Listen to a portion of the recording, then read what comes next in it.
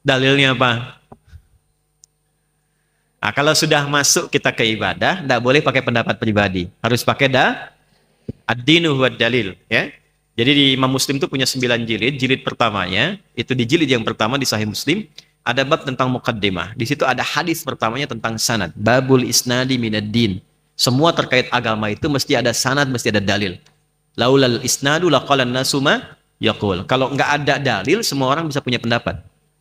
Hadis Muslim nomor hadis 729. Yang meriwayatkan siapa? Ibnu Umar radhiyallahu taala anhuma. Namanya Abdullah, anaknya Umar.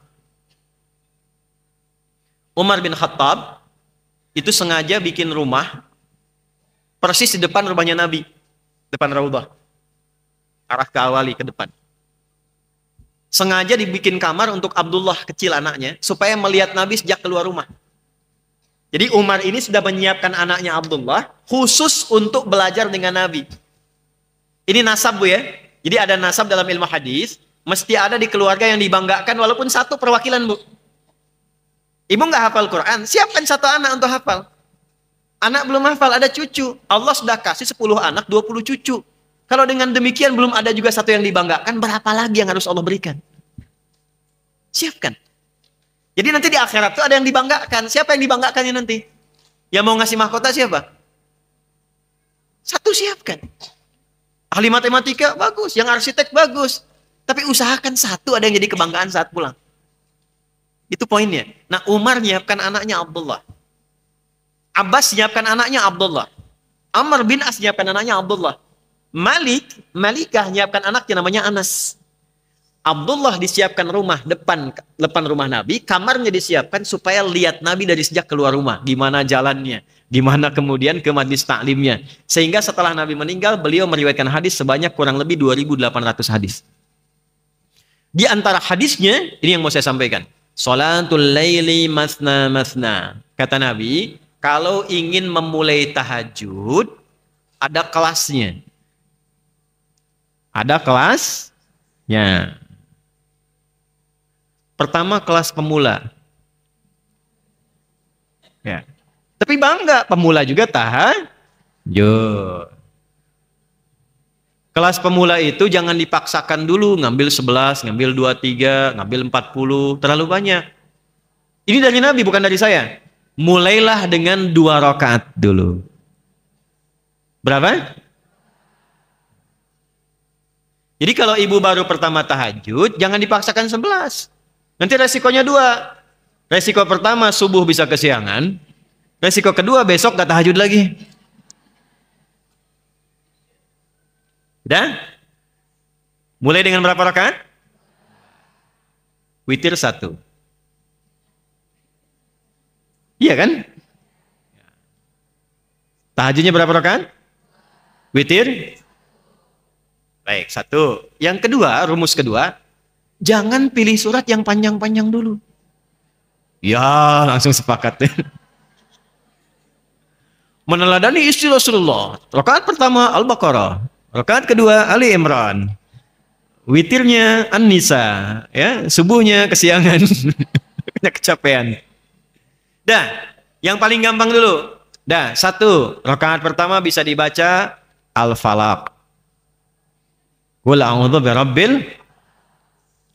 Rakaat kedua bacaan witir, baca Al-Ikhlas. Qul huwallahu ahad. Itu kelas pemula yang dari wajahnya sudah kelihatan cool.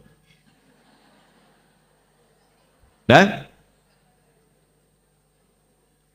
Nanti belum selesai. Rakaatnya berapa jumlahnya? Witirnya berapa? Yang dibaca surat apa? Qul. Waktunya, ingat saya bicara pemula nih. Waktunya pepetin ke subuh. Enggak, ini betul. Ini betul. Ibu jangan dulu komen deh, biar saya aja ya. Dah, waktu kita sebentar lagi. Dah, tahan. Subuh jam berapa sekarang?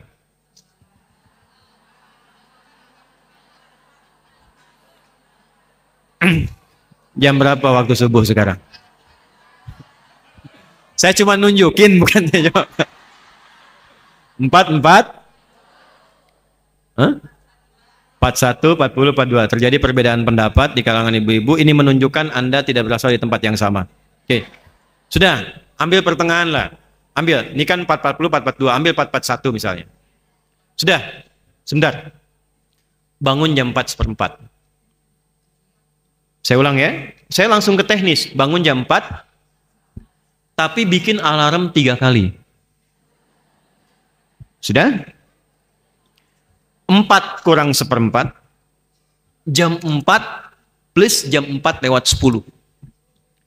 4 kurang 1/4 alarm bunyi untuk dimatikan. Persiapan alarm kedua. Nah, ini rumus. Enggak, kalau saya tafsirkan panjang, karena ayatnya nanti ada terkait dengan persiapan. Tahajud itu dari kata hajada, tambah ta, dan tasdid sebelum akhir. Ini rumus. Udah ada ilmunya. Hajada itu aktivitas yang dilakukan setelah tidur. Jadi tidur dulu baru bangun malamnya. Nah, kalau pakai ta artinya usaha untuk sungguh-sungguh. Kalau pakai tasdid sebelum akhir artinya tidak mudah melakukannya. Jadi untuk tahajud itu nggak mudah. Ibu nggak percaya silahkan. Ibu pengen bangun jam 3, belum tentu bisa bangun. Godaannya nggak mudah. Memang bangun, tapi kan masih begini. Sadar jam 4 kan? Nah, jadi pasang alarm 3 kali, matikan, siap yang kedua, begitu yang ketiga sadar. 4/4 itu kan tidak langsung ibu sholat kan? Nggak ada orang bangun langsung sholat.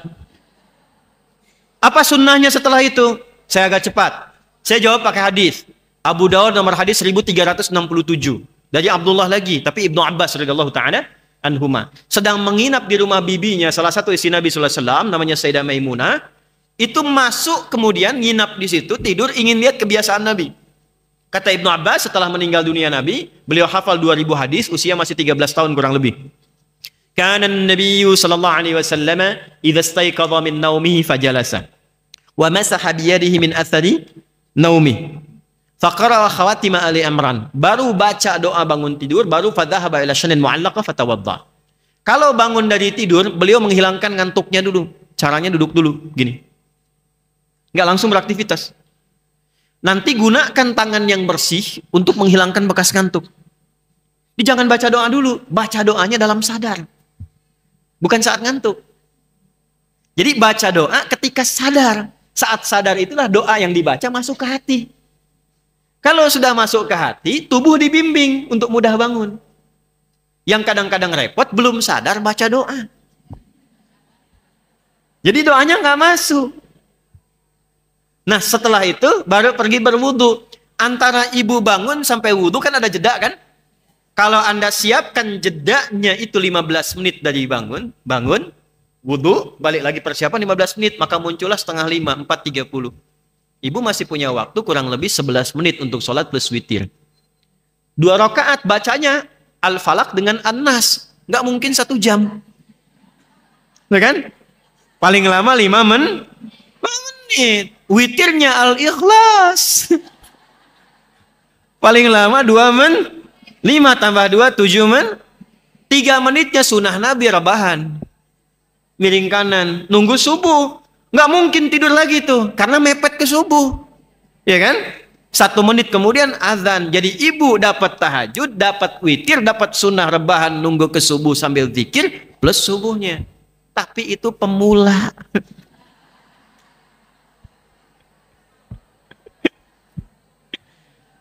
Tapi gini ibu, walaupun pemula kita beruntung. Karena amalnya tidak diukur berdasarkan jumlahnya. Amalnya standar dari Nabi, dari hadisnya Al-Bukhari nomor hadis pertama dari Umar bin Khattab. Innamal a'malu bin.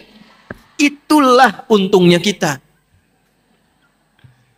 Jadi Allah nggak akan lihat surat Al-Falaqnya, lihat surat An-Nasnya. Yang dilihat niat. Kita sudah punya niat meneladani istri-istri Rasul. Amalnya diikutin secara bertahap. Itu udah pahalanya. Jelas?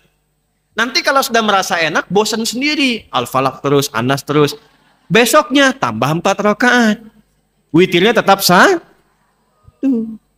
Besoknya lagi, bosan lagi. Tambah 6 rakaat. Terus sampai merasakan kenikmatan.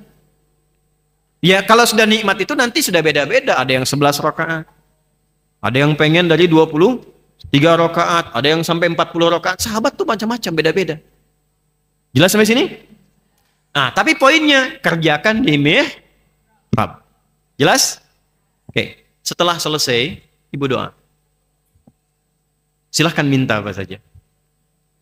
Tapi doanya, bagian akhir, awali dengan istighfar dulu. Sudah? Awali dengan apa? Ini rumus Quran. Rumus Quran. Jadi lihat urutannya. Tahajud. Setelah itu istighfar. Baru kemudian berdoa. Catat dalilnya, dalil Qurannya. Catat dalilnya. Quran surah ke-51. Sudah? Ayat 15 sampai 18.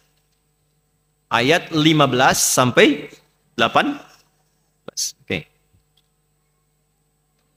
Sudah? Quran surah 51 Az-Zariyat ayat 15 sampai. Baik, lihat-lihat. Tadi amalannya amalan apa? Ya, termasuk takwa kan? Masih ingat ibu dari awal?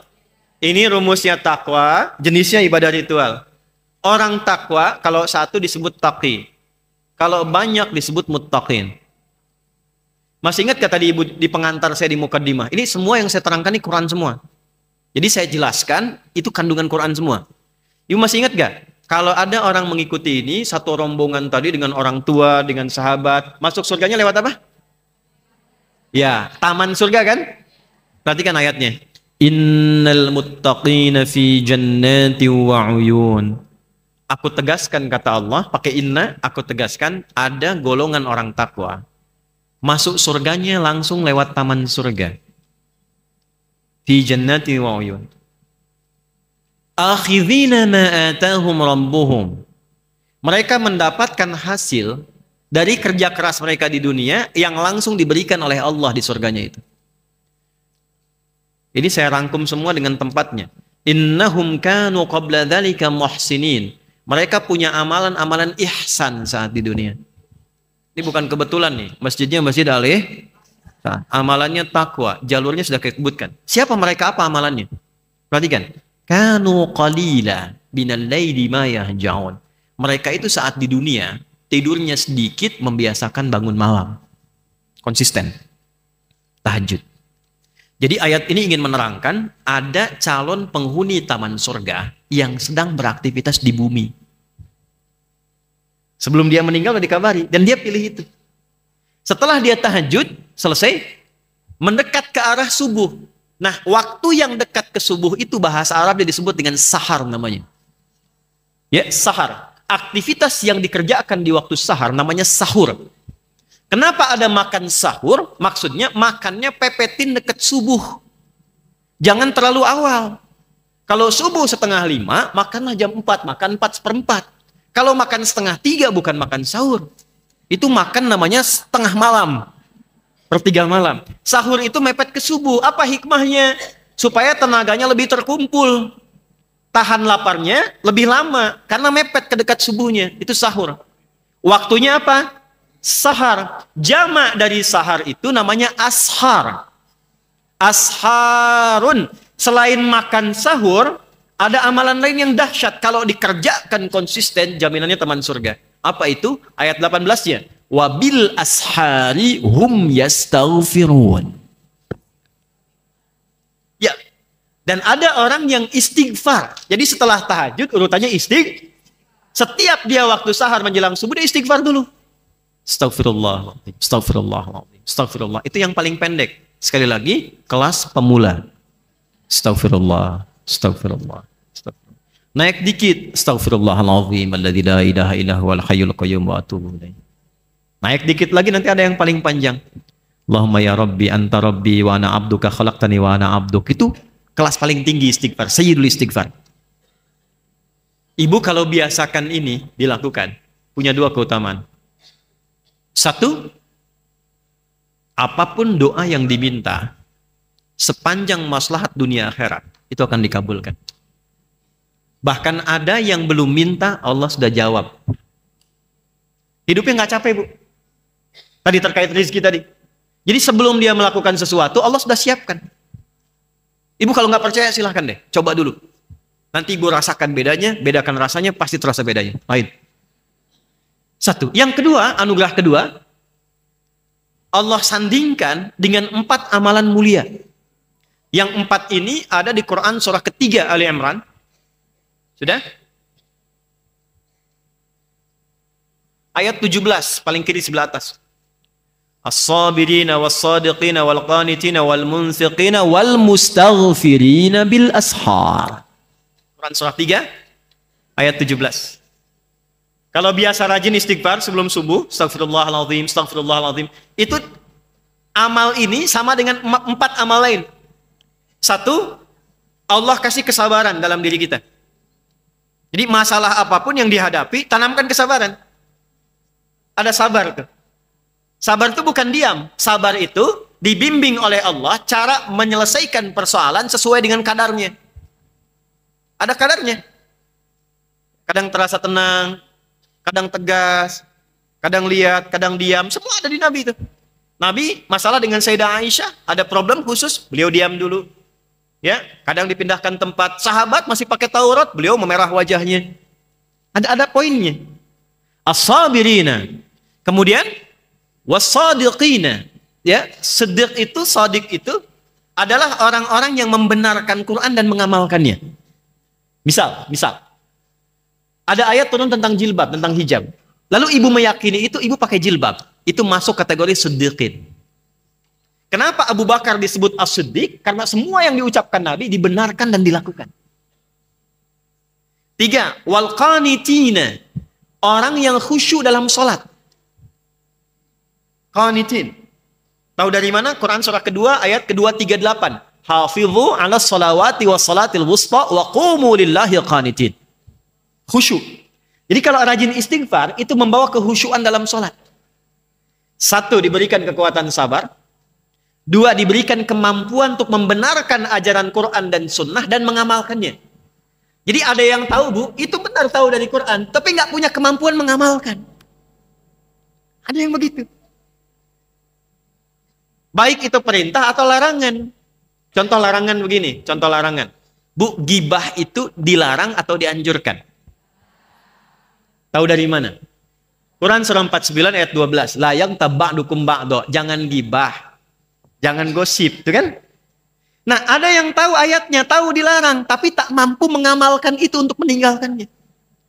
Saya tidak, Ustadz. Bagus. Nggak seperti ibu itu tuh. Sama itu. Jelas ya? Itu simpel aja, simpel. Balik lagi, itu sedekah. Qanitin tuh khusyuk. Yang keempat, wal munfiqin, yang rajin infak. Ibu mungkin nggak infak kalau nggak ada yang diinfaki. Bu, ada berapa jenis infak? Sebutkan. Yang sudah dapat tadi boleh jawab. Kalau salah balikin lagi. Ayo. Ibu, apa saja? Yang wajib apa? Zakat. Terus yang kedua? Baik. Sebetulnya ibu sudah betul. Tapi kurang. Tentang yang wajib itu tidak selalu zakat. Zakat itu ketika disebutkan spesifik dipakai zakat. Ya, saya luruskan dulu. Ketika Allah meminta zakat dikeluarkan, itu kalimatnya dibentuknya dengan sedekah, tidak dengan infak. Ketika diambil pun pakai sedekah, dua-duanya di At-Taubah. 1 ayat 103, yang kedua di ayat ke-60. Yang 60 itu yang mustahik itu yang ada 8. Innamas shadaqatu lil fuqara wal masakin dan seterusnya ayat. Tapi ketika infak disebutkan betul ada 2. Wajib, yang wajib itu infak suami ke istri.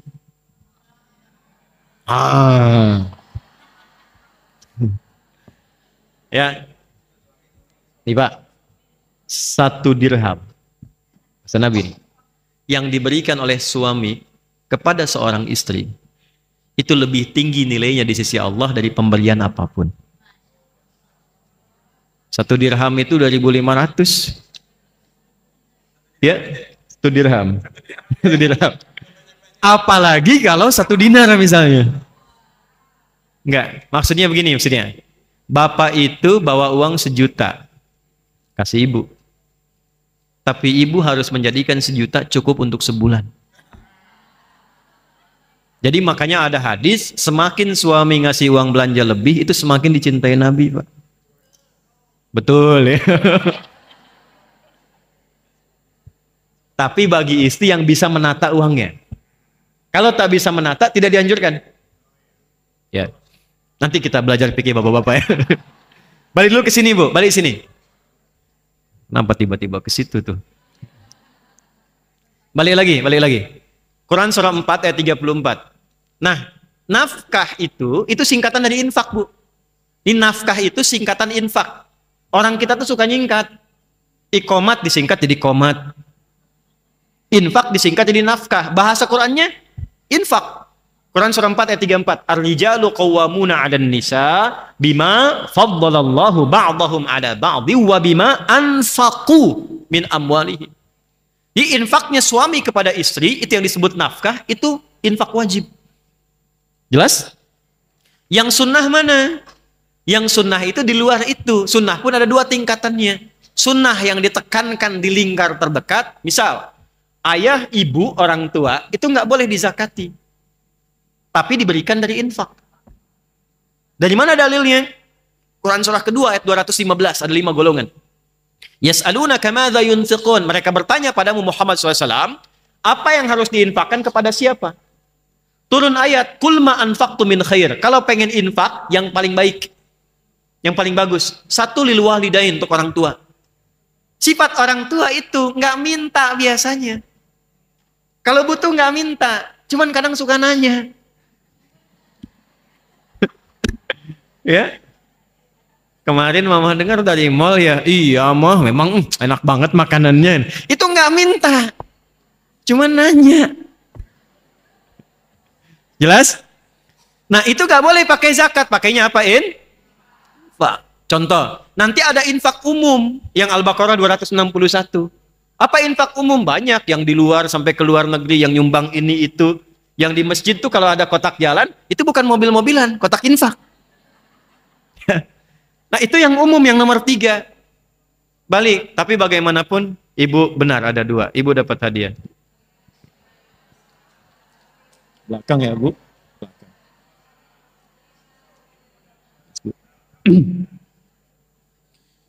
Ya Allah. Sudah? Sudah? Balik sini. Sudah ya, Bu ya? Nah, pertanyaannya bukan itu. Pertanyaannya, mungkin nggak infak kalau nggak ada yang diinfaki? Mungkin nggak? Nggak ada kan? Harus ada hartanya kan? Nah, istighfar itu memudahkan datangnya rizki dan harta. Tadi maksud saya, jadi kalau ibu pulang dari sini, ibu dawamkan amalan Quran tadi, amalan sunnah tadi, bangun malam, tempatkan di mihrab, coba dengan tahajud, sampai merasakan kehusyuan. Jadi cara sholatnya bukan sekedar baca, selesai, bukan. Rasakan kenikmatan dalam sholat. Tumpahkan saat sujud minta. Begitu selesai, istighfar. Istighfar. Berapa kali Ustadz jumlahnya?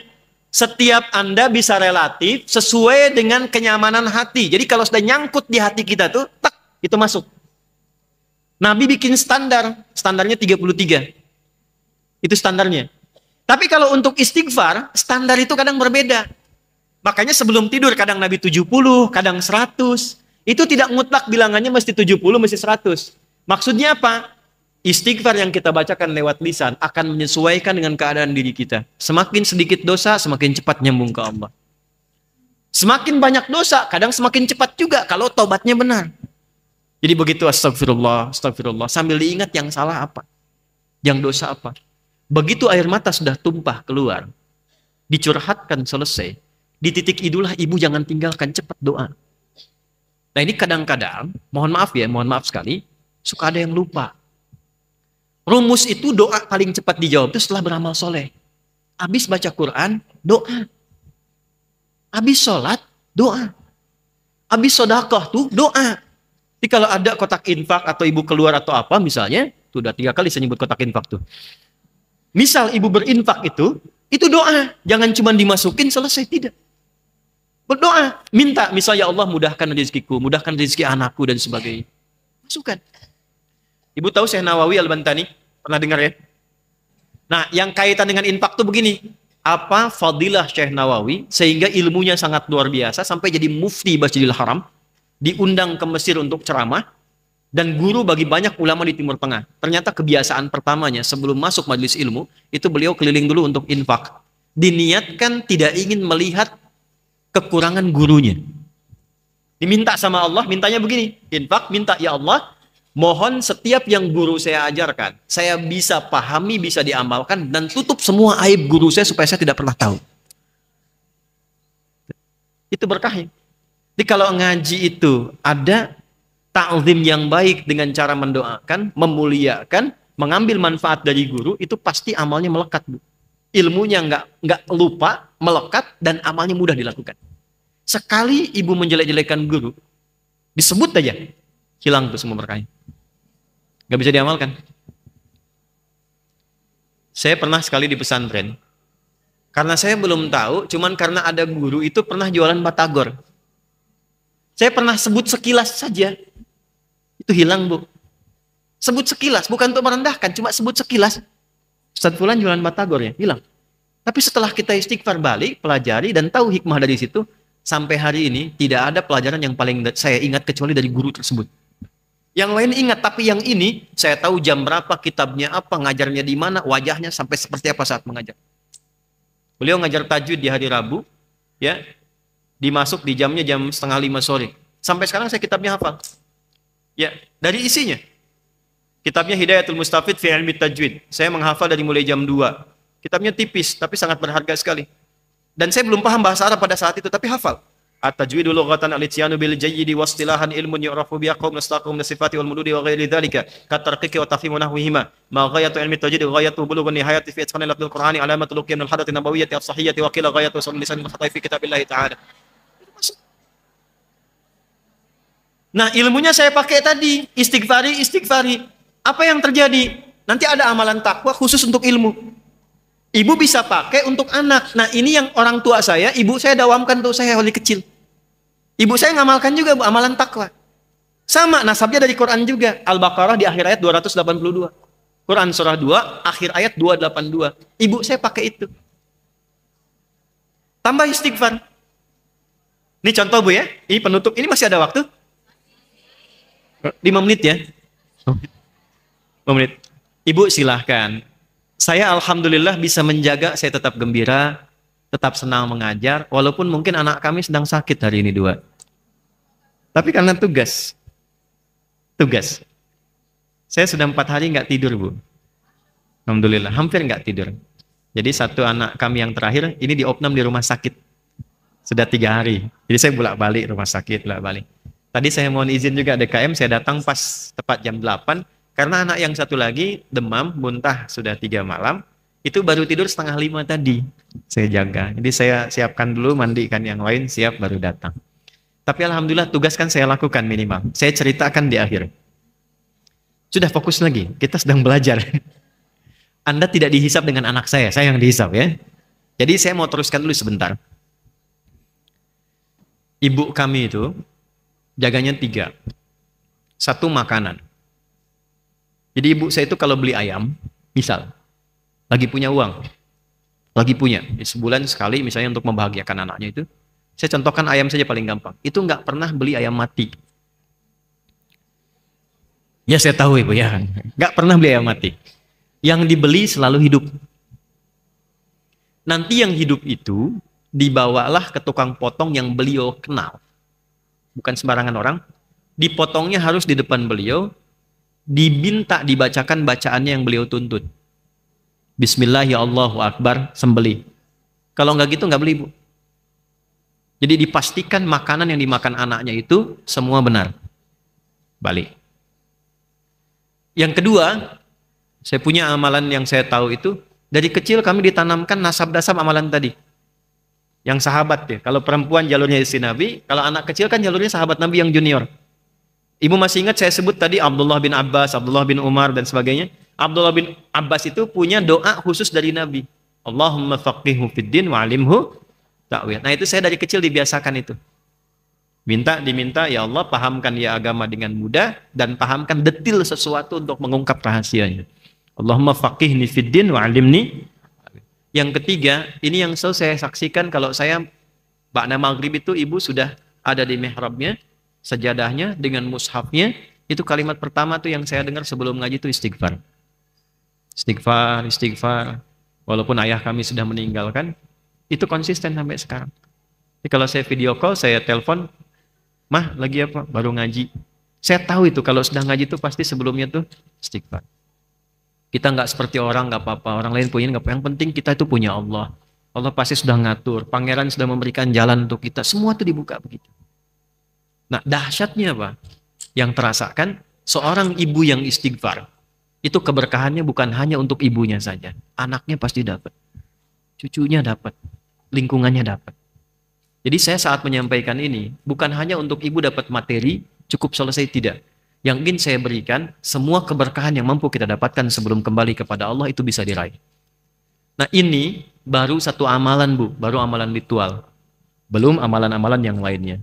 Jadi kalau dari 100 materi yang bisa harus dibahas, ini baru setengahnya. Bukan 50, satu setengahnya dari satu itu. Jadi mungkin 0,5% baru yang kita bahas dari meneladani istri-istri Rasulullah Sallallahu Alaihi Wasallam. Jadi saya simpulkan dulu,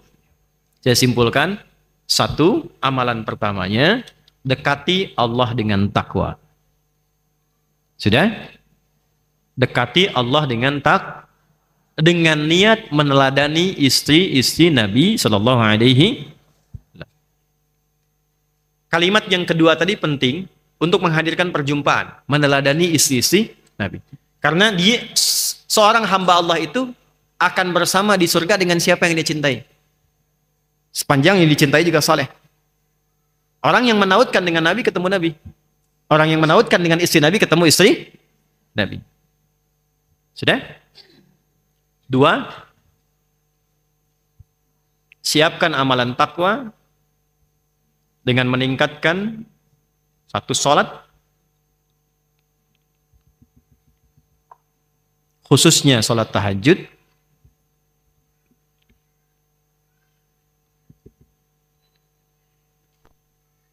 Sudah? Di sepertiga akhir malam menjelang fajar. Sudah? Memasuki waktu sahar. Jadi batasnya sahar. Sudah? Nomor selanjutnya. Memperbanyak istighfar setelah tahajud. Memperbanyak istighfar setelah tahajud. Hingga merasakan kenikmatan taubat di dalam hati. Hingga merasakan kenikmatan taubat di dalam hati. Dan kenyamanan di dalam jiwa. Sudah? Yang terakhir, tutup dengan doa. Tutup dengan doa. Koma, nggak usah ditulis komanya, tanda aja. Memohon kepada Allah segala kebaikan dunia dan akhirat yang diharapkan. Kalau ini babnya sudah beda-beda ya, setiap orang punya permohonan masing-masing.